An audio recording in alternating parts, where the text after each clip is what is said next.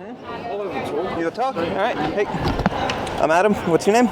Shannon. Shannon. Hey. Yeah, I've been a vegan before, and it was due to the harm to animals. I didn't like it, say like in factories and stuff like that.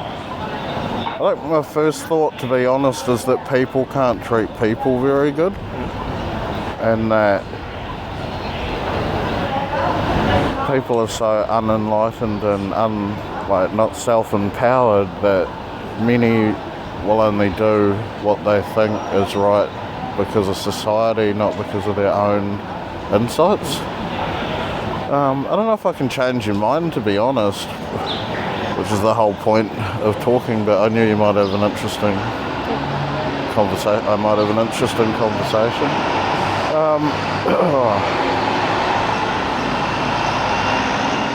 The first thing a lot of people would say would be that some animals eat animals, but then that would be answered with our intelligence, or so-called intelligence,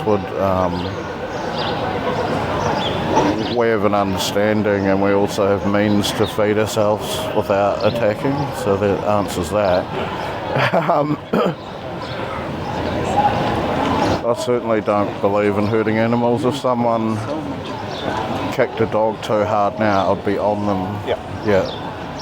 And in fact, not that long ago, I took on 15 people because they kept harassing this dog that had anxiety that I'd settled. But what's some of the best arguments you've had so far, or in the debate? Most people who have a seat here, they're along the lines of, yeah, it's wrong to hurt animals, but. Yeah. But they like the taste of meat and the protein for their body and stuff like that. Well, I mean, the protein we can easily get without the meat. All the nutrients we can easily get without the meat. It's more a matter of what it really comes down to every time is, I like it. Yeah, that's a tough one. There's a lot of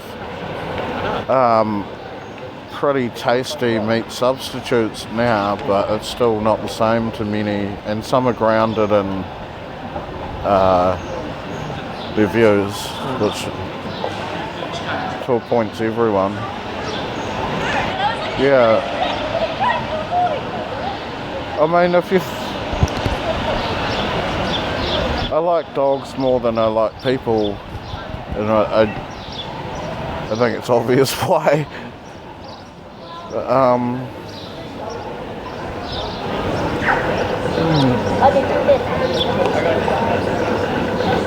And there's an old T-shirt. It says, "The more people I meet, the more I like my dog." I don't know if you've seen that. But so you said you were vegan for a while, and then what? Yeah. And then, wow, I'm almost ashamed to say it, but because I liked meat, I tried it again and started to enjoy it, and I am really big on morals though, and compassion. So if you were treating humans the same as we treat animals that we eat, then it would be pretty obvious that we couldn't change your mind. Yeah. Or even if we had, I don't know if you've seen pictures of what happens in like the facilities where the animals are raised, but even if we had, just picture in your head what most people think of as the perfect environment to be raising animals. So you've got the happy animals on the happy farm next to the happy stream. They live in the happy barn, and then after a few years they go to the happy slaughterhouse where they're instantly killed. Right. Yeah. So that's the picture that most people have in their head of how these things work. Now, if you had that process and it was dogs going through that process, how would that affect your opinion of it? How do you think that would affect other people's opinions of it?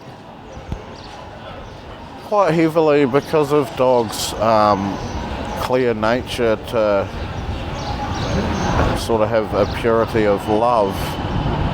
It makes them stand out, and because we've petted them and that to other animals, but in reality all sentient beings are the same, really. And so So it would make me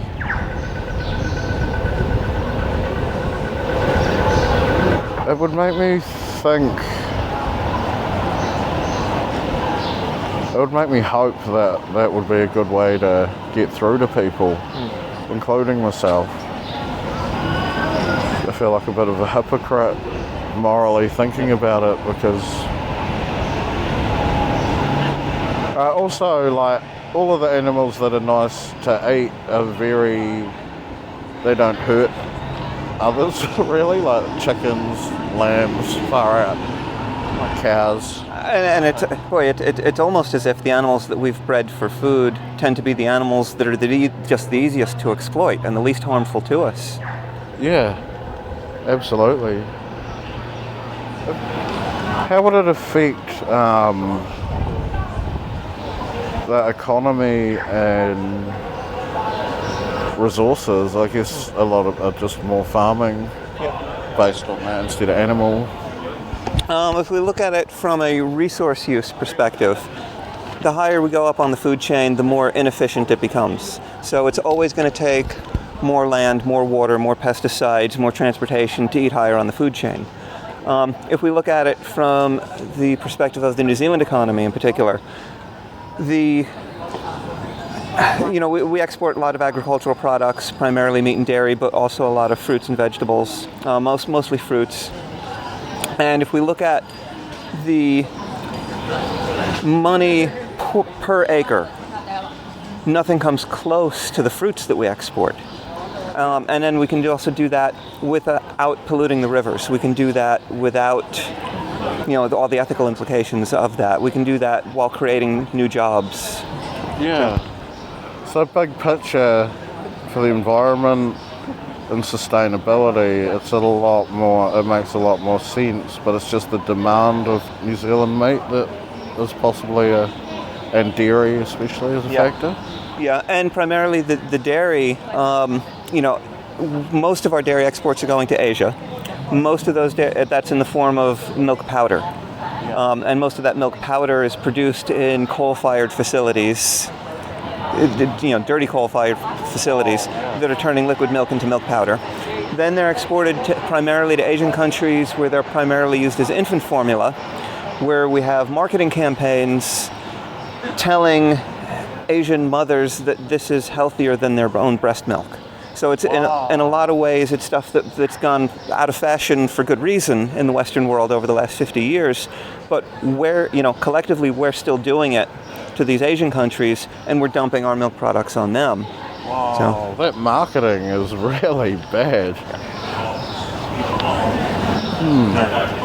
But now, and again, if we look at the way the animals are treated, so, people can look at a dog, and depending on what we compare dogs to, some people are going to say dogs are really smart, some people are going to say dogs are really stupid. But even people who say the dogs are stupid would still, unless they're psychopaths, they would tend to say that dogs have moral value. That, it's wrong to hurt a dog. And irrelevant of the level of intelligence, a dog has a capacity to feel pain and suffering, and that's the basis why we give a dog moral consideration. And if we look at it through that lens, then we could say that pigs, chickens, cows, any other animal that we exploit for food, fish, all of these animals have a capacity, regardless of their intelligence and how we test their intelligence, they all have a capacity to feel pain and suffering.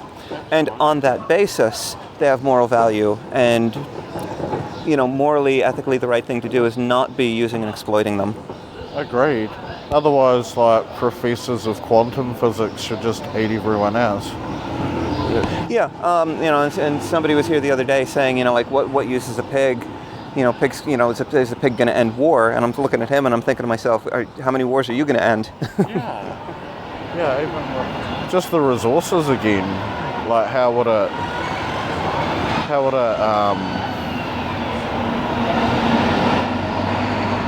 is there definitely the means to feed the population? Easy. As it is, New Zealand is, we're a net exporter of foods, but that's animal products and plant and a lot of fruits and veggies. Now globally, and I can't talk there's a lot of different ways we can look at it in New Zealand. Now, there's a lot of recently there's been a lot of dairy farmers moving away from dairy, moving into quinoa, moving into pumpkins, moving into all these other crops. But if we step back and look at it globally, half of the crops that are grown globally are used as animal feed. And that's remarkably inefficient, you know. So what is it, like 10 or 20,000 kids a day globally die of starvation, right? It's, you know, a ridiculous number. How often does a factory farmed animal die of starvation? Yeah. Never, right? So we've got, while this is happening, we've got half of our global crops being used as feed, not food. And we've got a horrible conversion ratio for that. So in the case of beef, it would be up around in the ballpark of 16 kg of feed to produce 1 kg of beef. Wow. So if we took animals out of the equation, we've now, without changing anything, we've just doubled how much crops we're producing for food. Yeah. And that change is more than enough.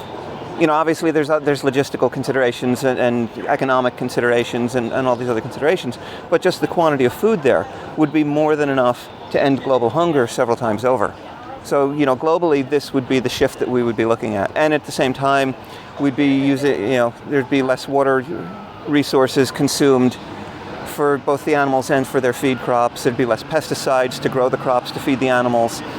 And there'd be more opportunity to return a lot of what's currently farmland. There'd be a lot of opportunity to return that to nature, to increase biodiversity, to increase opportunity for tourism, and for people to get in touch with nature, and to just reduce the pressures that we're putting on the planet currently to feed ourselves with this model. Yeah, well, I'm pretty impressed with your intelligence and that you've used those statistics, and they're quite shocking and paint a clear picture, You're doing the right thing getting out and about. It seems like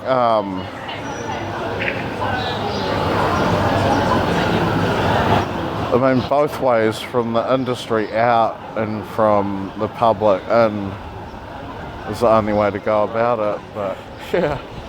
And be prepared to screw up on the way. You know, like a lot of new vegans, they try it and they're like, oh, you know, I tried it for a few months and I kept screwing up. So like I went back to eating meat. And it's like, well, no, you keep at it and you screw up less. Yeah. Oh, that's given me a lot to think about. I knew I'd have a decent conversation, but I didn't expect you to be so intelligent, so thanks. Thank you. Okay. Cheers. Yeah.